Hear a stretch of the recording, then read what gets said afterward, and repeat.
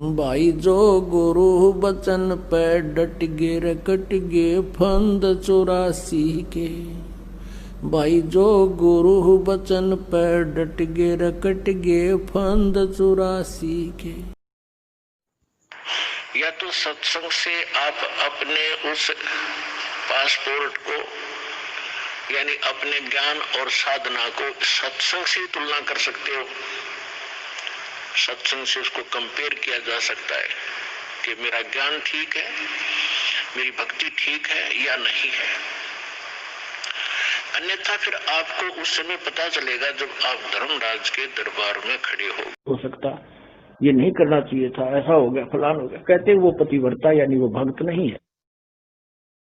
पतिव्रता के उठे नहीं, इस कर्म भ्रम की भूल जो कर्म किया जा रहा है, सतगुरु जो कह रहे हैं उसमें भ्रम पैदा करता है, उसमें अविश्वास करता है। वो दुष्ट आत्मा है, ये कितनी दान करे, कितनी भक्ति करे, नथिंग है उसके पास। जैसे काल उदाहरण दिया था आपको, भगवान की किसी भी क्रिया में हमें विश्वास नहीं होना। भाई जो गुरु बचन पे डट गे रकट गे फंद 84 के।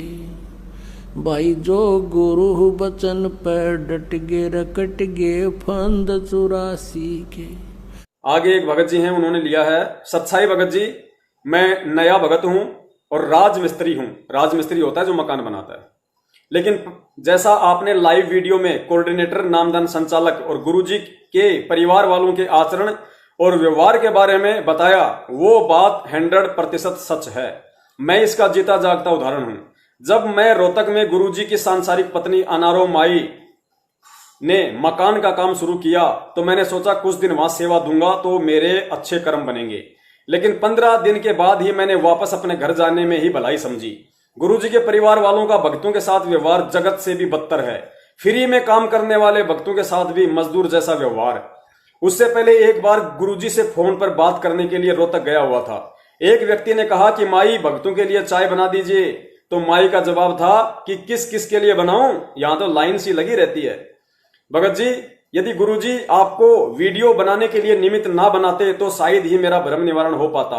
फिलहाल मेरा सवाल यह है कि घर में पिछले 1 साल से 10वें अंश का लगभग 15,000 रुपए जमा है। कृपया कोई समाधान बताएं। जगनदास, जिला रोहतास, बिहार। भगत जी, परमेश्वर ने पिछले 6 वर्षों से हम दासों की यूट्यूब पे, फेसबुक पे, व्हाट्सएप पे सेवा लगा के इन सभी मनवस लोगों का आचरण सभी के सामने खोल कर रखा हुआ है। फिर भी कोई समझ पाया, कोई नहीं समझ पाया, ये सबके अपने अपने संस्कार हैं। रही बात 10वें अंश की, जो आप जी कह रहे हैं कि भाई पिछले 1 वर्ष से मेरे पास में लगभग 15,000 रुपया जो मैं मेरी नेक कमाई करता हूं, उस कमाई से जो मैंने गुरुदेव के निमित्त 10वां अंश निकाल कर रखा था उन्हीं के आदेश अनुसार, उसका मेरे पास में 15,000 रुपये जमा है। मैं उस पैसे का क्या करूं, कहां दूं, कैसे उसका सदुपयोग करूं? भगत जी, सदगुरु रामपाल जी महाराज जी कहते हैं और परमात्मा का विधान है कि 10वां अंश का जो पैसा है वो केवल सतगुरु के हाथों में ही सुपर्द किया जाता है, या सतगुरु के आदेश से जिसको वो कहें उसको सुपर्द किया जाता है।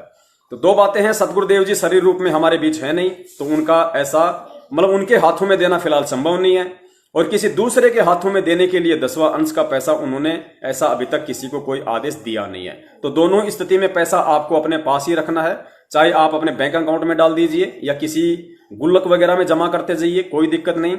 इसके अलावा भगत जी, 10वां अंश का जो पैसा था वो परमेश्वर अपने बच्चों की सेवा में लगाया करते थे। हम आश्रम में परमेश्वर को जो है अपनी नेक कमाई का, जो उन्हीं की रजा से, उन्हीं के आशीर्वाद से हम जो कमाई करते थे, उस कमाई में से 10वां अंश निकालकर हम परमेश्वर को सुपुर्द करते थे, वहां पे दान करते थे। परमेश्वर उससे हमारे अच्छे कर्म बनाते थे, हमारा वो धर्म यज्ञ होता था।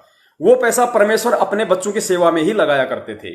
आश्रम बनना, लैट्रिन घर बनना, भंडारा में सामान आना, मैट लेके आना, और कोई सेट वगैरह बनाना, पंखे वगैरह लगाना, रजाई गद्दे की व्यवस्था कराना, बर्तनों की व्यवस्था करना, भंडारे का सामान आना, यानी जो भी है परमेश्वर कोई अपने लिए तो पैसा यूज करता नहीं। गुरुजी ने तो कई बार सत्संगों में स्पष्ट कर रखा कि पुण्यात्माओं, इस दास के पास तो ये 1 जोड़ी कपड़ा है, 1 जोड़ी। तो परमेश्वर तो अपने कोई विशेष काम के लिए उस पैसे को लेते नहीं, क्योंकि वो तो समर्थ है, वो तो दुनिया को देता है, जो तीनों लोकों में प्रवेश करके सबका भरण पोषण करता है।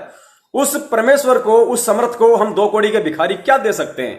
लेकिन फिर भी वो परमात्मा ऐसे खेल खेलता है, खुद ही प्रेरणा करके अच्छा धंधा चलाता है, उस धंधे में 2 पैसे उस भगत को देता है, फिर भगत के अंदर 10वां अंश निकालने की सत प्रेरणा करता है, फिर वो भगत दान स्वरूप अपने गुरुदेव के हाथों में सुपर्द करता है और फिर उस भगत के पुण्य बनते हैं।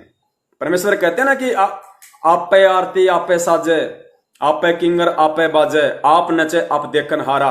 तो सारा खेल वो परमात्मा ही भगत में प्रेरणा करके खेलता है। तो परमेश्वर जो 10वां अंश का पैसा होता था उसका अपने बच्चों की सेवा में ही लगाया करते थे। जो कि वर्तमान में परमेश्वर शरीर रूप में हमारे बीच में नहीं है तो हम उनके हाथों में सुपर्द फिलहाल नहीं कर सकते। और बाहर जितने भी लोग ये राशन की दुकान के तरह फर्जी नामदान के अंदर खोलकर बैठे हुए ठग लोग, इन लोगों के हाथों में हम भूलकर भी नहीं दे सकते, क्योंकि हमें इनके आचार विचार व्यवहार और ये अनाधिकारी लोग किस तरीके से अपने आप को फर्जी अधिकारी साबित करके संगत को लूट रहे हैं गुरु जी के आदेशों की आड़ में, ये हम सबके सामने आ चुका है। तो ऐसी स्थिति में भगत जी 2 ही रास्ते हैं, या तो आप वो पैसा अपने पास में सुरक्षित रखिए, 10वें अंश का पैसा, कोई अकाउंट खोल लीजिए या कोई अलग से अकाउंट खोल लीजिए, खुला हुआ है तो उसमें डालते रहिए, या अपने घर पे सेफ जगह किसी गुल्लक वगैरह में जमा करते रहिए। या फिर इसका दूसरा उपाय सतगुरुदेव जी के ज्ञान आधार से ये है भगत जी कि वो जो 10वां अंश का पैसा है वो आप किसी ऐसे जरूरतमंद भगत को दीजिए। भगत को, जगत को नहीं, जगत को 10वां अंश का पैसा बिल्कुल भी नहीं देना है। अन्य जो पैसा आपके पास है, जो आप अपना धंधा करते हैं, काम करते हैं, अन्य पैसा आप जगत वालों की मजबूरी में मदद कर सकते हैं उधार रूप में, कोई दिक्कत नहीं, वो भी हमारे भाई हैं। लेकिन जो 10वें अंश का पैसा है वो केवल या तो सतगुरुदेव जी को, क्योंकि वही है लेने के सुपात्र, या फिर जब आज गुरु जी हमारे बीच में नहीं है और हमारे पास वो पैसा रखा हुआ है, तो ऐसी स्थिति में आपका कोई भगत भाई बहन हो और आपको मालूम पड़ गया या आपसे उसने थोड़ी बहुत मदद के लिए कहा है, तो ऐसी स्थिति में आप उसकी मदद, वो 10वें अंश का पैसा देकर उसकी मदद, उस परमात्मा के बच्चे की वो मदद करके आप उस सेवा का लाभ उठा सकते हैं। भगत जी ध्यान रखना, 10वें अंश का पैसा है, जल्दबाजी में नहीं देना किसी को कि किसी ने भी फोन कर दिया भगत जी मुझे जरूरत है, और क्या पता वो कोई और काम में लगा रहा हो, कोई प्रॉपर्टी के धंधे में लगा रहा हो, कोई ऐसे फालतू के काम में लगा रहा हो जिससे कोई लेना देना नहीं। चाहे कोई भगत भाई है आपसे यदि मदद मांगता है उधार रूप में, भगत जी पहले 10वां अंश का पैसा देने से पहले आप जी अच्छी तरीके से जांच पड़ताल कर लें कि वास्तव में ये भगत मजबूर है, इसको मजबूरी है, तो उस भगत को आप जी सतगुरुदेव जी के ज्ञान आधार से सतगुरुदेव जी को दंडवत प्रणाम करके वो पैसा सेवा समझते हुए आप जी अपने उस भगत भाई को दे सकते हैं उधार रूप में। और अपने भगत भाई से आप जी यही प्रार्थना करें कि भगत जी परमेश्वर दया करें, ये 10वें अंश का पैसा है जो परमेश्वर ने नेक कमाई से मेरे द्वारा निकलवाया था, गुरु जी आज है नहीं, वरना ये पैसा उनके हाथों में देता। अब आप जी की मजबूरी है, आप भी उसी परमात्मा की आत्मा है, अगर ये पैसा यदि आज उस परमात्मा के बच्चे की मजबूरी के समय भी काम नहीं आया तो मेरा जोड़ना व्यर्थ है। तो भगत जी ये परमेश्वर का पैसा है, उस परमात्मा का पैसा है, इस पैसे के एक एक रुपए को, एक एक अंश को आप जी सही तरीके से यूज करें ताकि आपका भी काम निकले और मेरी भी सेवा बन जाए। पुण्यात्माओं, वो पैसा आपने उस भगत से फिर वापस नहीं लेना है, उसको परमात्मा का विधान बता दो कि भगत जी ये पैसा यदि आप नहीं लेते तो जब सतगुरुदेव जी आश्रम में आ जाते तो मैंने उन्हीं के हाथों में देना था, लेकिन जब गुरुदेव आ जाएं तो भगत जी तब तक आप अपना काम निकालिए, किसी प्रकार का कोई बोझ अपने ऊपर ना रखिए कि मुझे वापस करना है। ये 10वें अंश का पैसा आप जी ने जब सतगुरुदेव जी जेल से आश्रम में आ जाएं तो उन्हीं के हाथों में सुपुर्द करना है, क्योंकि ये परमेश्वर का पैसा है। पुण्यात्माओं, इस दास की भी बहुत सारे भगत भाइयों ने, आप सभी को पता है कि मेरठ में मेरे साथ कितनी अमानवीयता हुई थी, मेरे ऊपर किस तरीके से काल भगवान ने कुछ लोगों को निमित्त बनाकर मेरे ऊपर दबाव डलवाया, मुझे भयंकर परेशान करने की कोशिश की। उस परिस्थिति से बाहर निकालने के लिए ऐसे बहुत सारे भगत भाई बहन हैं जिनको परमात्मा ने निमित्त बनाया। लाखों रुपया उन लोगों ने एक मदद के रूप में, एक उधार के रूप में उन लोगों ने मुझे दिया। कुछ भगत भाई बहनों ने मुझ पवन दास को उधार दिया, तो कुछ भगत भाई बहनों ने मुझ पवन दास को 10वें अंश का दिया, किसी ने 10,000, किसी ने 5,000, और उन्होंने यही कहा कि भगत जी ये पैसा मालिक के 10वें अंश का है, एक एक रुपए का सोच समझकर आप जी उपयोग करना ताकि हमें भी लाभ हो, भगत जी आपका भी काम निकल जाए, और जैसे गुरुदेव आए उसके बाद वो पैसा आप जी ने गुरुदेव के हाथों में सुपुर्द कर देना है। पुण्यात्माओं, अब देखो परमेश्वर कैसे खेल खेलता है, तुरंत परमात्मा रिएक्शन दे देता है, तुरंत हैंड टू हैंड दास की वास्तव में मजबूरी थी, सबको पता था। दास की वास्तव में मजबूरी थी उस समय वो पैसा लेना भगत भाइयों से, किसी से उधार के रूप में, तो किसी ने चाहे 10वें अंश का दिया हो। और दास ने वो पैसा, एक एक पैसा अपने अपने अपने काम धंधे में लगाया। क्योंकि अब कई भक्त कहते हैं कि हमें कह रहा था कि आपके गुरुजी तो अन्य किसी की हेल्प करने को मना करते नहीं। हेल्प करने का स्थान होता है, जैसे फल डागी की तरह, या सूखा पड़ गया, कोई एक्सीडेंट दुर्घटना होगी, वहां मदद करो। जैसे किसी भिखारी को दान नहीं देना। अब कोई अपना धंधा करके खाओगा, कुछ भगवान के गुण गाओगा, उसको मालिक के चरणों में लाओ, उसका नाम दिलाओ, उसको भक्ति कराओ, उसका उद्धार हो जाएगा। तो भिखारी को दान देना या किसी अन्य संत को दान देना नहीं चाहिए।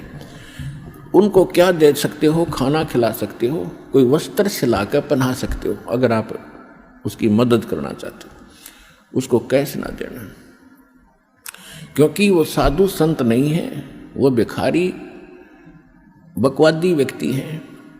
अगर सारे भिखारी हो जाए फिर कमावे कौन गा? एक व्यक्ति ने एक भिखारी को 100 रुपये दे दिए। अब ये क्या करते हैं? सारी बकवाद करते हैं, शराब ये पीवें, मांस ये खावें, क्यों फ्री का मिल रहा है। और फिर सबके गधे बनेंगे, किसी कुत्ते बनेंगे, वो संस्कार और बढ़ेगा, वो वापस देना पड़ेगा। कोई वैसे थोड़ा किसी से ले लिया वो देना नहीं। कहते तुमने उस दरगाह का मैल नहीं देखा और धर्मराज के तिल तिल का लेखा। 100 रुपये दे दिए। पहले वो पौवा पीता था शराब का, उस दिन एकदम अच्छा दाव लग गया, उसने आधा पिया। अब शराब पी कर रोज पत्नी ने कुटे, बच्चों ने कुटे, पिटाई करता था, वो दुखी थे। उस दिन आधा पी लिया, ज़्यादा दिमाग खराब हो गया उसका, परिवार की पिटाई करती, उसकी पत्नी उसको सारे बच्चों को लेकर कुएं में गिर कर मर गई। आपके 100 रुपये के दान ने एक परिवार उजाड़ दिया। आपको भी पाप लग गया क्योंकि आप उसके भागी बने। तो क्या फायदा दिया उस दान में? गुरु बिन माला फेरते, गुरु बिन देते दान, गुरु बिन दोनों निष्फल हैं, जय पूछो वेद पुराण। अब जैसे द्रौपदी ने एक अंधे महात्मा को एक कपड़ा दिया था 9 इंच बाई 3 फुट 4 फुट, एक छोटी सी टुकड़ा अपनी साड़ी से पाड़ कर। वैसे उसको दान करने में सारी साड़ी उसकी खराब हो गई थी, लेकिन महात्मा को केवल एक इतना साइज मिला था। और वो स्वयं परमात्मा थे, क्योंकि ये अपनी आत्मा के साथ फिरते हैं और पहले आने वाले किसी संकट से बचाने के लिए पहले लीला करते हैं। भले ही उन्होंने नाम नहीं ले रखा था, फिर भी दान जो सुपात्र को दे दिया जाता है, कोई अच्छे साधु संत को, उसका भी फल मिलता है, लेकिन मोक्ष नहीं हो सकता उससे। तो छोटे मोटे संकट निवारण भी परम संत से ही होते हैं, और वो परमात्मा स्वयं ही लीला करता है संत की। इसलिए साधु संतों की आज तक महिमा बनी रही। वो स्वयं कर जाता था 2-4 जगह, और फिर सब किन्ना टूक मिले जाते जो लाल कपड़े पहन कर फिरते थे कि साधु एक जैसे ही होंगे, क्योंकि वो भी साधु भी तो उसी की आत्मा है भगवान की, जो उनके लिए तड़फ रहे, लेकिन रास्ता मिल नहीं रहा। बताते हैं तो वो मान नहीं रहे, तो बच्चे हैं उसके। तो सभी के लिए परमात्मा समदृष्टि है, सभी का लाभ, सबके दुखों से बचाने की चेष्टा करता है। तो परमात्मा यह कहते हैं कि ब्याज भी नहीं लेना हमने, इन ओछे हथकंडों से हम धनी नहीं बन सकते। धनी बनेंगे परमात्मा की रजा से। परमात्मा आपको इतना धन दे देगा आप सोच नहीं सकते। और कैसे दे देगा ये भी आप नहीं सोच सकते। कब देगा? जब आपकी नीत साबित हो जाएगी, आप में कोई दोष नहीं देखेगा, केवल उस परमात्मा से ही आपकी याचना होगी, अन्य किसी देव में आपकी आस्था नहीं रहेगी। फिर आपके घर में बरकत, आपके ऊपर आने वाली आपत्तियों को ऊपर के ऊपर टालना शुरू कर देगा।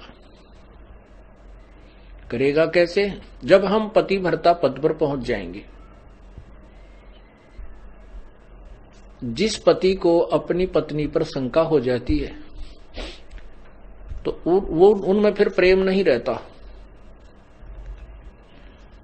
और जो पतिव्रता स्त्री है, उसका पति अपने सामर्थ्य के अनुसार उसकी पूरी सुरक्षा करता है, पूरी सुविधाएं देने की चेष्टा करता है। ठीक इसी प्रकार हम आत्माएं, ठीक इसी प्रकार हम सभी आत्माएं उस एक ही परमात्मा की हैं, वो हमारा पति है, सबका मालिक है। पति मीन मालिक, स्वामी, वो हमारा पति है। और हम जब तक उसमें पतिव्रता की तरह आस्था नहीं बनाएंगे तब तक वो हमारी मदद, हमारी सहायता नहीं पूरी नहीं करेगा। जिस कारण से भी आप यहां आए हो, कोई दुखी आया है और अब इस ज्ञान को समझ रहा है वो आकर के, क्योंकि उसको बोला जाता है कि आप सत्संग में अवश्य आओगे, अन्यथा आपका कष्ट निवारण नहीं हो पाएगा। इसलिए बोला जाता है सत्संग में आपको कि आपको धनी बनाना है। आप युगों युगों के निर्धन हो चुके हो इस भक्ति मार्ग के।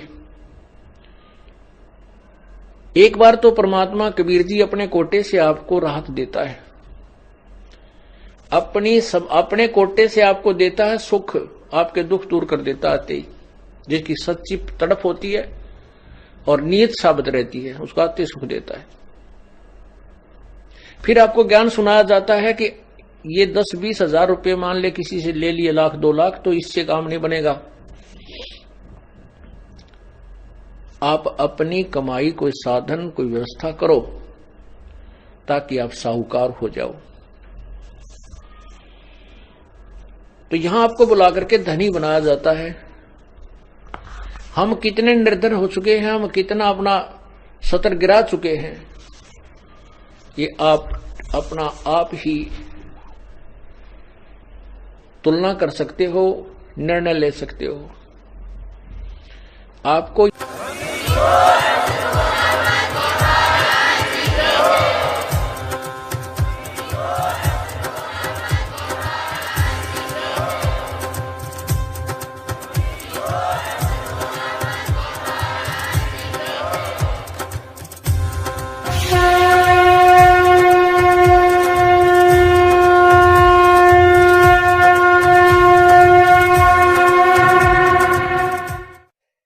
कहते हैं गुरु का भक्त वो मेरी आत्मा हुई, अरवा के हृदय में रहूं समोई। 68 तीर्थ भ्रम भ्रम आवे, 100 फल गुरु के चरणा पावे। 10वां अंश गुरु को दीजे, जीवन जन्म सफल कर लीजिए। अपन आत्माओं परमात्मा कहते हैं। कबीर साहब की वाणी हम पहले ही पढ़ा करते थे। कबीर चिड़ी चोंच भर ले गई, नदी न घटो नीरे। दान दिए धन घटे नहीं, यूं कह रे साहिब कबीरे। अब यहाँ आप, क्योंकि आपको अपना वो अक्षेत्र मिला है जो उपजाऊ जमीन है, इसमें जितना बोओगे 1000 गुना आपको तुरंत वापस मिलेगा। ये कोई भाट भिखारी का आश्रम नहीं, उस समर्थ का दिया हुआ आश्रम है, उसका दिया हुआ ज्ञान है। यहाँ पहले हम क्या देखा करते थे गांव में कि भी ऐसे कोई आपत्ति आ गई, कोई धर्म कर दो, बना के मीठे चौड़ खा लिया करते, उसी से आपत्ति हल्की हुई महसूस होती थी। और यहाँ कैसे भंडारे चल रहे हैं, कहाँ कहाँ से दुखी आत्मा आती है। यहाँ ते 90% शांति उनको ये हो जाती है, किसी चीज़ की असुविधा नहीं, तो 90% टेंशन यहाँ ते खत्म हो जाती है। ऐसे स्थान पर किया हुआ दान, कहते धर्म तो 10 का नहीं, 10 का माने नाश नहीं होता ऐसे किए हुए पुण्य का। और 10 के तीनों लोग खैर आए तो मैं खैर है कीजिए आत्म भोग। तो यहाँ कबीर साहब कहते हैं 10वां अंश गुरु को दीजिए, जीवन जन्म सफल कर लीजिए। गुरु बिन होम यज्ञ नहीं कीजिए, गुरु की आज्ञा माहे रहीजे। गुरु बिन माला फेरते, गुरु बिन देते दान। गुरु बिन दोनों निष्फल हैं, चाहे पूछो वेद पुराण। अपनात्मा हम भक्ति अध्यात्म मार्ग से अपरिचित होने के कारण भटक रहे थे। हम पुण्यदान भी करते थे पर प्रतिफल नहीं मिल रहा था। अब गुरु के बिना किया हुआ दान कभी सफल नहीं होगा, ये भगवान का आदेश है। आपको अब गुरु मिले हैं। पुण्यात्माओं, अब देखो परमेश्वर कैसे खेल खेलता है। तुरंत परमात्मा रिएक्शन दे देता है, तुरंत हैंड टू हैंड। दास की वास्तव में मजबूरी थी, सबको पता था। दास की वास्तव में मजबूरी थी उस समय वो पैसा लेना भगत भाइयों से, किसी से उधार के रूप में, तो किसी ने चाहे 10वें अंश का दिया हो। और दास ने वो पैसा, एक एक पैसा अपने अपने अपने काम धंधे में लगाया जाता। ऐसे ही ये जो धर्म है, जो पुण्य है, ये आपने बीजना पड़ेगा। चाहे एक रोटी कम खाओ, क्योंकि हम इतने निर्धन हो गए, युगों युगों के इस काल के जाल में भरमते भटकते, शास्त्र साधना करके दोषी हो गए और गलत पाप कर्मों की गठड़ी बांध ली। पुण्य कोई बना नहीं। अब पुण्य बनाने का समय मिल गया, विधि मिल गई। अब भी हम कोई पीछे रहेंगे तो हम बिल्कुल डल स्टूडेंट हैं, फिर हम अच्छे विद्यार्थी नहीं हैं। 10वां अंश गुरु को दीजै, जीवन जन्म सफल कर लीजै।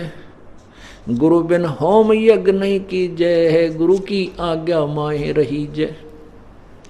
गुरु सुर तुरु सुर धैनु समाना, पावै चरण मुक्ति परवाना। गुरु जी जो है सुरतुरु, होए होए, सुरतुरु कहते हैं वो कल्प वृक्ष। कल्प, सुर माने देवताओं का, तरु माने वृक्ष।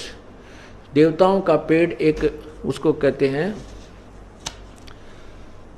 कल्प वृक्ष। तो कहते हैं गुरु जी जो पूर्ण संत होंगे वो कल्प वृक्ष भी होते हैं। सुर तुरु सुर धेनु समाना। गुरु जी में दोनों ही गुण है। काम धेनु होती है देवताओं की गाय, जो उनको प्रार्थना से जो मांगते हैं वो देवता लोगों को प्रदान करा देती है। तो उसको, तो गुरु जी में वो गुण भी बताए हैं कि गुरु सुर तुरु सुर धेनु समाना और पावे चरण मुक्ति परवाना। अब जैसे सुर तुरु कल्प वृक्ष तो केवल खान पीन की चीज देगा, ऐश्वर्य के साधन देगा, ऐसे काम धेनु भी। लेकिन गुरु जी के अंदर वो तो गुण है ही है, और फिर मोक्ष देगा, ये और एक्स्ट्रा गुण है गुरु सतगुरु में। गुरु सुर तुरु सुर धेनु समाना, पावै चरणन मुक्ति परवाना।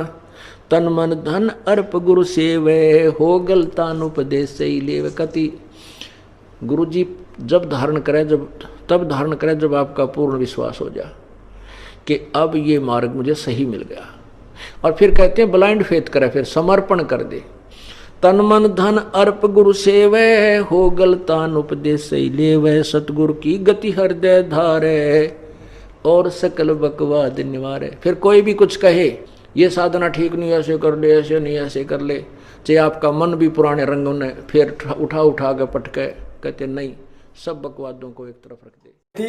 तो ये जो 10वां अंश का पैसा है, ये इस तरीके से हम सतगुरुदेव जी की अनुपस्थिति में किसी विशेष जरूरतमंद भगत की हम मदद कर सकते हैं और परमेश्वर की सेवा के हकदार बन सकते हैं। मैनेजमेंट वालों को भूल के मत दे देना यह 10वां अंश। 10वां अंश तो क्या, ना ज्योति ना पाठ, किसी भी प्रकार का पैसा भूल कर भी इन लोगों को नहीं देना है।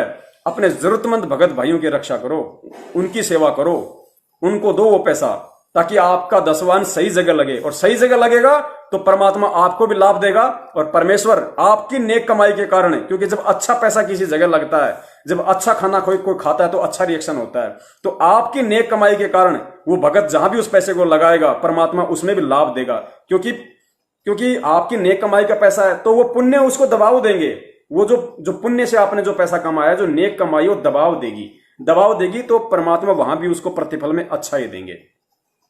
तो उम्मीद करता हूं भगत भाई की शंका का समाधान परमेश्वर ने सही तरीके से करवा दिया होगा कि भाई 10वें अंश का पैसा का वर्तमान में हमें क्या करना है। नंबर 4 ये लास्ट है, इसके बाद में हम इस प्रोग्राम को समाप्त। या तो सत्संग से आप अपने उस पासपोर्ट को, यानी अपने ज्ञान और साधना को सत्संग से तुलना कर सकते हो। सत्संग से उसको कंपेयर किया जा सकता है कि मेरा ज्ञान ठीक है, मेरी भक्ति ठीक है या नहीं है। अन्यथा फिर आपको उस समय पता चलेगा जब आप धर्मराज के दरबार में खड़े हो सकता, ये नहीं करना चाहिए था, ऐसा हो गया, फलान हो गया। कहते वो पतिव्रता यानी वो भक्त नहीं है। पतिव्रता के उठे नहीं, इस कर्म भ्रम की भूल जो कर्म किया जा रहा है, सतगुरु जो कह रहे हैं, उसमें भ्रम पैदा करता है, उसमें अविश्वास करता है, वो दुष्ट आत्मा है। ये कितनी दान करे, कितनी भक्ति करे, नथिंग है उसके पास। जैसे काल उदाहरण दिया था आपको, भगवान की किसी भी क्रिया में हमें विश्वास नहीं होना। अब कई भक्त कहते हैं कि हमें कह रहा था कि आपके गुरुजी तो अन्य किसी की हेल्प करने को मना करते नहीं। हेल्प करने का स्थान होता है, जैसे फल डागी की तरह या सूखा पड़ गया, कोई एक्सीडेंट दुर्घटना होगी, वहां मदद करो। जैसे किसी भिखारी को दान नहीं देना। अब कोई अपना धंधा करके खाओगा, कुछ भगवान के गुण गाओगा, उसको मालिक के चरणों में लाओ, उसका नाम दिलाओ, उसको भक्ति कराओ, उसका उद्धार हो जाएगा। तो भिखारी को दान देना या किसी अन्य संत को दान देना नहीं चाहिए। उनको क्या दे सकते हो? खाना खिला सकते हो, कोई वस्त्र सिलाकर पहना सकते हो, अगर आप उसकी मदद करना चाहते हो। उसको कैश ना देना, क्योंकि वो साधु संत नहीं है, वो भिखारी बकवादी व्यक्ति हैं। अगर सारे भिखारी हो जाए फिर कमावे कौन गा? एक व्यक्ति ने एक भिखारी को 100 रुपये दे दिए। अब ये क्या करते हैं? सारी बकवाद करते हैं, शराब ये पीवें, मांस ये खावें, क्यों फ्री का मिल रहा है। और फिर सबके गधे बनेंगे, किसी कुत्ते बनेंगे, वो संस्कार और बढ़ेगा, वो वापस देना पड़ेगा। कोई वैसे थोड़ा किसी से ले लिया वो देना नहीं। कहते तुमने उस दरगाह का मैल नहीं देखा और धर्मराज के तिल तिल का लेखा। 100 रुपये दे दिए। पहले वो पौवा पीता था शराब का, उस दिन एकदम अच्छा दाव लग गया, उसने आधा पिया। अब शराब पी कर रोज पत्नी ने कुटे, बच्चों ने कुटे, पिटाई करता था, वो दुखी थे। उस दिन आधा पी लिया, ज़्यादा दिमाग खराब हो गया उसका, परिवार की पिटाई करती। उसकी पत्नी उसको सारे बच्चों को लेकर कुएं में गिर कर मर गई। आपके 100 रुपये के दान ने एक परिवार उजाड़ दिया। आपको भी पाप लग गया क्योंकि आप उसके भागी बने। तो क्या फायदा दिया उस दान में? गुरु बिन माला फेरते, गुरु बिन देते दान, गुरु बिन दोनों निष्फल हैं, चाहे पूछो वेद पुराण। अब जैसे द्रौपदी ने एक अंधे महात्मा को एक कपड़ा दिया था 9 इंच बाई 3 फुट 4 फुट, एक छोटी सी टुकड़ा अपनी साड़ी से पाड़कर। वैसे उसको दान करने में सारी साड़ी उसकी खराब हो गई थी, लेकिन महात्मा को केवल एक इतना साइज मिला था। और वो स्वयं परमात्मा थे, क्योंकि ये अपनी आत्मा के साथ फिरते हैं और पहले आने वाले किसी संकट से बचाने के लिए पहले लीला करते हैं। भले उन्होंने नाम नहीं ले रखा था, फिर भी दान जो सुपात्र को दे दिया जाता है, कोई अच्छे साधु संत को, उसका भी फल मिलता है, लेकिन मोक्ष नहीं हो सकता उससे। तो छोटे मोटे संकट निवारण भी परम संत से ही होते हैं। वो परमात्मा स्वयं ही लीला करता है उस संत की। इसलिए साधु संतों की आज तक महिमा बनी रही। वो स्वयं कर जाता था 2-4 जगह, और फिर सब किन्न टूक में ले जाते जो लाल कपड़े पहन के फिरते थे कि साधु एक जैसे ही होंगे, क्योंकि वो भी साधु भी तो उसी की आत्मा है भगवान की, जो उनके लिए तड़फ रहे, लेकिन रास्ता मिल नहीं रहा। बताते हैं तो वो मान नहीं रहे, तो बच्चे हैं उसके। तो सभी के लिए परमात्मा समदृष्टि है, सभी का लाभ, सबके दुखों से बचाने की चेष्टा करता है।